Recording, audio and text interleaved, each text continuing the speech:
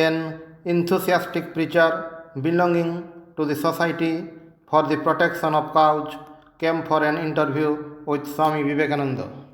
He was dressed almost like a sannyasin, if not fully so, with a Gerua turban tied on the head.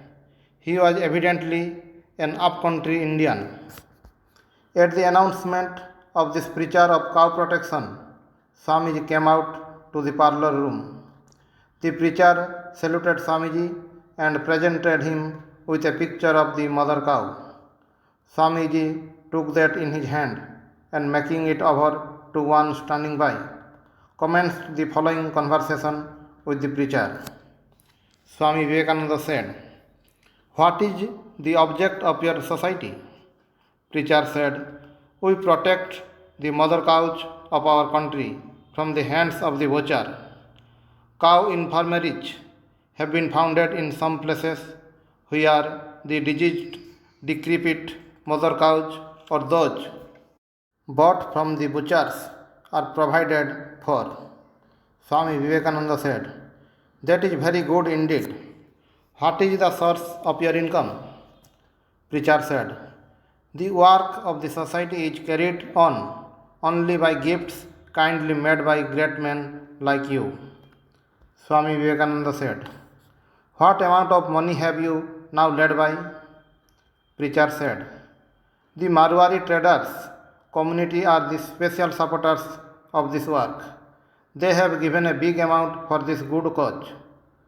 Swami Vivekananda said, "A terrible famine has now broken out in central India. The India government has published a death roll of 9 lakhs of starved people. Has your society done anything to render help in this time of famine?" Preacher said, "We do not help during famine or other distresses. This society has been established only for the protection of mother cows." Swami Vivekananda said, "During a famine, when lakhs of people, your own brothers and sisters, have fallen into the jaws of death, you have not thought it your duty, though having the means, to help them in that terrible calamity with food?" Preacher said, "No, this famine broken out as a result of man's karma, their sins. It is a case of like karma, like fruit." Hearing the words of the preacher, sparks of fire, as it were, scintillated out of Swamiji's large eyes.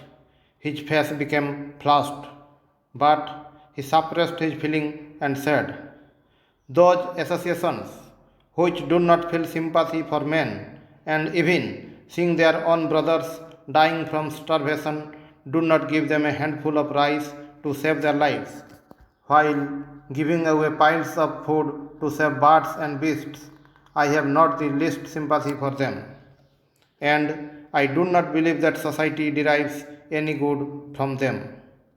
If you make a plea of karma by saying that men die through their karma, then it becomes a settled fact that it is useless to try or struggle for anything in this world, and your work for the protection of animals is no exception.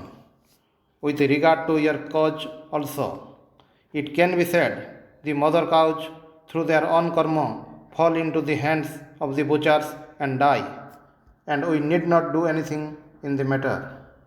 The preacher was a little abashed and said, "Yes, what you say is true, but the Shastras say that the cow is our mother." Swamiji smilingly said, "Yes, that the cow is our mother, I understand. Who else could give birth to such accomplished children?" The up-country preacher did not speak further on the subject. Perhaps he could not understand the point of Swamiji's poignant ridicule. He told Swamiji that he was begging something of him for the objects of the society. Swami Vivekananda said, "I am a sannyasin, a fakir. Where shall I find money enough to help you? But if ever I get money in my possession, I shall first spend that in the service of man. Man is first to be saved. he must be given food, education, and spirituality. If any money is left after doing all these, then only something would be given to your society. At these words, the preacher went away after saluting Swamiji. Then Swamiji began to speak to us. What words these, forsooth? Says he that men are dying by reason of their karma. So what avails doing any kindness to them?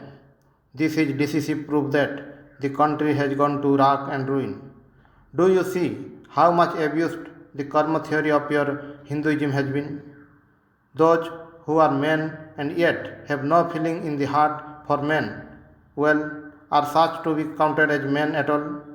While speaking these words, Swamiji's whole body seemed to shiver in anguish and grief.